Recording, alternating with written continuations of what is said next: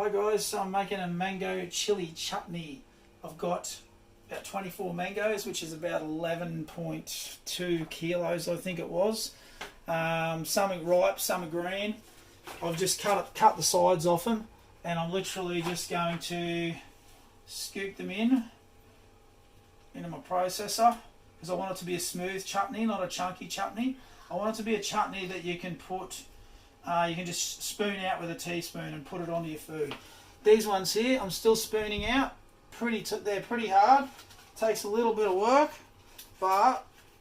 and you can use the green ones. My grandmother and my mother have told me that they used to use the green ones. So green or ripe, don't stress. It's just a bit more work. Another way you can do these, if you don't want to use the spoon, but I've found the spoon a bit easier, is you can literally get one of these and then you can literally just peel it.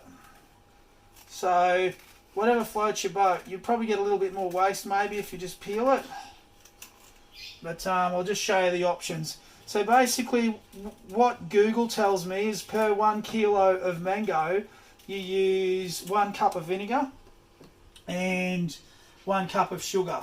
So I'm just going to use, because I've got 11 kilos here, there's obviously going to be a lot of waste, so I'm not going to end up with 11 kilos. It didn't say whether or not it was before or after, like if it was the whole mangoes or if it was just the mango flesh. So I'm pretty much probably going to use, I'll probably get about 4 or 5 cups out of that kilo of sugar there, and I'll probably put about 5 cups of vinegar in with this.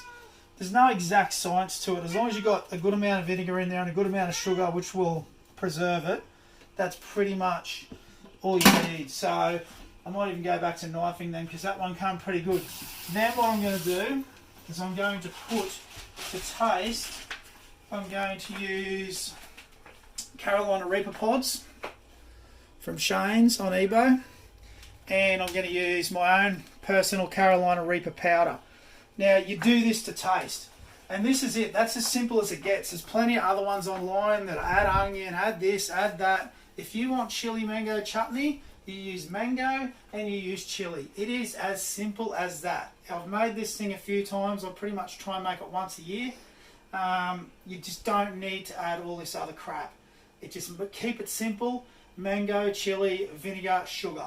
That's it. So basically I'm going to get all this stuff going. I'm going to get it all mulched up. I'm going to get in this monster pan over here. I'm going to add in the vinegar, add in the sugar, and I'll get back to you and sort of let you know where I'm at a little way through. Okay, so the wife's resorted to starting it with a knife and then using a plain old potato peeler, which seems to be working even better. So there's a few options for you guys to think of anyway. So we'll keep carrying on anyway. We'll get back to you. Okay guys, so we're getting a fair bit in there now. It's getting pretty deep. This on the outside here, this is about half of that pack there of those Carolina Reaper pods, which I just ran through the magic bullet. And then basically I didn't fine them to dust. I wanted them to have a little bit of texture to them. And then I used about a teaspoon of my Carolina Reaper powder as well, which I dehydrate them, and then I run them through the magic bullet. Now we still got a few in here, not that many, but the wife's just finishing up on the last 4 mangoes I think now. So we're going to end up with quite a bit of this, and I'll adjust the heat. If I don't think it's right, I'll adjust it and I'll add some more to it while I'm cooking it. This is going to take me probably a few hours. It's not like just doing a kilo batch off of Google. It's like I say, I started with about 11 kilos, so I expect this to be simmering down for quite a few hours. And then I'll get back to you when I drop in the sugar and when I drop in the vinegar. Thank you. Okay, so I chose to use 6 cups of white sugar and 5 cups of white vinegar. As per what Google said, it was 1 kilo of mango to 1 cup of white sugar and 1 cup of white vinegar. I chose to use the extra cup of sugar because the most of the mangoes were fairly green still. So basically, like I say, my parents and a lot of the older people say to use the greener mangoes anyway. So, but this should be alright. There's a heap of it there. I'm just going to get it up to the boil then and then bring it back to simmer, and we'll have a look at it then. Okay, so I'm saying this is boiling. I'm going to bring it down now. I've been mixing it continuously, just about, like giving it, 10-15 seconds of mixing, and then just let it rest because you don't want anything to burn on the bottom, otherwise it'll ruin your flavour. Got the stove on 5.5. I'm going to drop that back to 4 now, or just under 4. And we'll just let this go for, I'd say it's going to take at least another half an hour, and I'm just going to have to stay with it and mix it down until it gets a bit smoother. And we want that thick chutney. There's 2 chunks in there, I think. There's one there.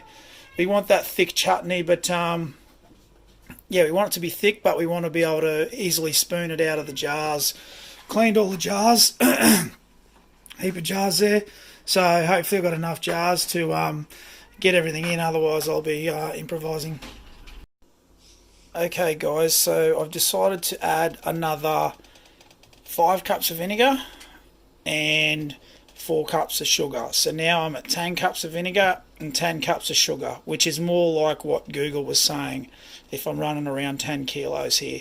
So basically it was just getting too thick, and it wasn't going to let it reduce. Like, it was going to be too ready before it was going to reduce down enough and make the little chunky bits in there soft and whatnot. So it was pretty much, yeah, it was just getting too thick. So I needed to add that to turn it more into liquid, so that otherwise it'll turn into a jelly when I put it in the fridge.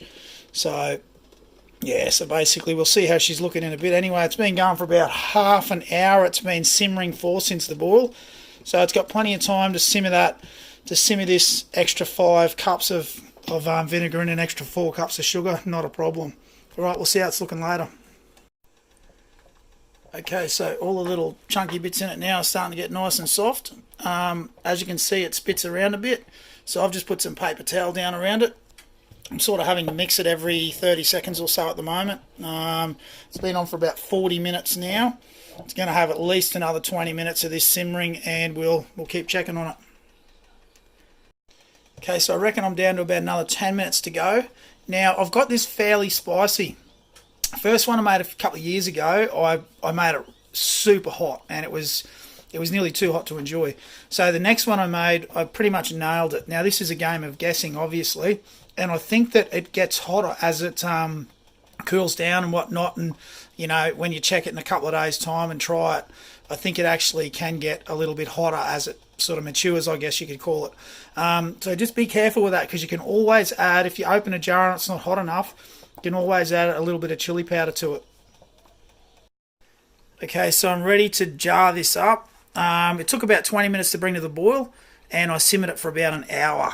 Now, I'm going to use one of these, and I'm going to jar it up. I'm not going to bother showing you that, but I will show you at the end. Now, because this is hot, it'll suck down the little suction cap for you, and it should be good. Let's have a look at how many jars we get at the end. Alright, so I just thought I'd quickly show you this too. There's the consistency. So that will go a little bit thicker in the fridge. It'll be perfect chutney. Also, you can see how much it's darkened up to the start. So, and we'll see how they look when they're jarred up anyway. Okay, well, this is what I got. A heap of jars ready to rock and roll. Can't wait to taste it. I'm going to let them cool down, and then I'll stick one in the fridge and put the rest in the cupboard. Also, I forgot to say I used this Pyrex measuring pourer. It was just too thick to it wasn't too thick, it was just too hard to spoon directly into the jars. I was getting it everywhere, so I literally filled that up and then just poured it into the jars. It made it a lot easier. Alright, all. Here's a bit of a taste test. So, that's how it turns out. Nice and soft. So, very nice. I was obviously tasting this while I was doing it, but I didn't put any of that on there, so I just thought I'd show you this at the end. Awesome, guys. Try it out, you'll love it.